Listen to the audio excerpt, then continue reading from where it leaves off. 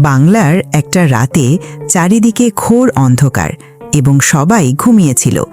এমন সময়ে একটা চোর পার্কের মধ্য দিয়ে চুপি চুপি একটা বাড়ির মধ্যে ঢুকল।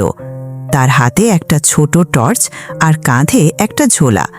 সে ধৈর্যে একটা বাড়ির সামনে গিয়ে তালা ভাঙতে শুরু করল।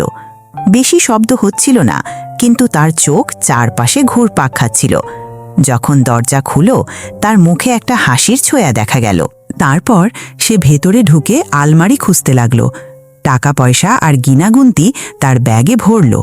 কিন্তু যখন সে বের হবে ভাবছিল, ঠিক তখনই একটা কুকুর জোরে জোরে ঘেউ ঘেউ করতে শুরু করল। তার জন্য পুরো পাড়া জাগে উঠল। চোর পালাবার চেষ্টা করলেও লোকজন তাকে ধরে ফেলল।